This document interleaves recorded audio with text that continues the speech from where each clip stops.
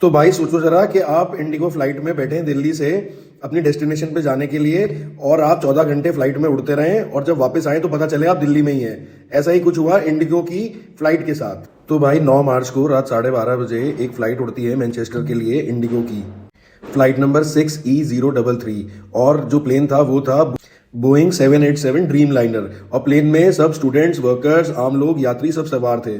और ये जो फ्लाइट है दिल्ली से मैनचेस्टर तक की, वो फ्लाइट है 9 घंटे की। नॉर्मली ये फ्लाइट जाती है सऊदी अरेबिया के रास्ते से, लेकिन अभी मिडिल ईस्ट वॉर के चलते जो पायलट है उन्हें नए रास्ते से जाना पड़ा, जो कि अफ्रीका होके जाता है, अरेबियन सी, इथोपिया, एरिट्रिया और उसके बाद यूरोप। ये रूट लंबा जरूर है लेकिन सेफ है। तो भाई फ्लाइट उड़ती रही 7 घंटे। जैसे ही फ्लाइट एरिट्रिया पहुंची तो एरिट्रिया ने अंदर आने से मना कर दिया फ्लाइट को, और एरिट्रिया से वापस हो गई ये फ्लाइट। एक्चुअली में एरिट्रिया कंट्री वाले कंफ्यूज हो गए कि ये फ्लाइट तो इंडिगो की है, लेकिन जो प्लेन है वो है नॉर्वे की कंपनी नॉर्से एटलांटिक का, और एरिट्रिया ने रिफ्यूज कर दिया एंट्री से, और फ्लाइट ने वहां से यू टर्न ले लिया इंडिया के लिए।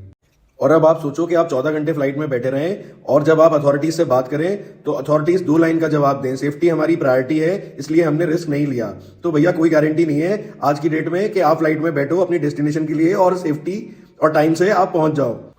तो भाई फिलहाल की सिचुएशन ये है, पिछले हफ्ते 21,000 फ्लाइट जो हैं वो कैंसिल हो चुकी हैं, और अबू धाबी, दोहा, सऊदी अरेबिया, कहीं की भी फ्लाइट हो, कोई गारंटी नहीं है वो टाइम से पहुंचेगी या नहीं पहुंचेगी। लेकिन मिडिल ईस्ट तो वैसे ही बंद है, और एक दिन में इंडियन कैरियर ने 279 फ्लाइट्स रोकी हैं। और फिलहाल सिचुएशन ये है कि 52,000 लोग जो हैं गल्फ से इंडिया वापस आ चुके हैं इसी वॉर के चलते। तो भाई इस समय में बहुत सोच समझ के घर से निकलो, और जरूरी नहीं है कि आप जिस डेस्टिनेशन पे जाना चाहते हो वहां पहुंच ही जाओगे। ऐसे ही और अपडेट्स के लिए बने रहिए देसी गौरव शो के साथ, और लाइक, फॉलो, कमेंट करना ना भूलें। Thank you.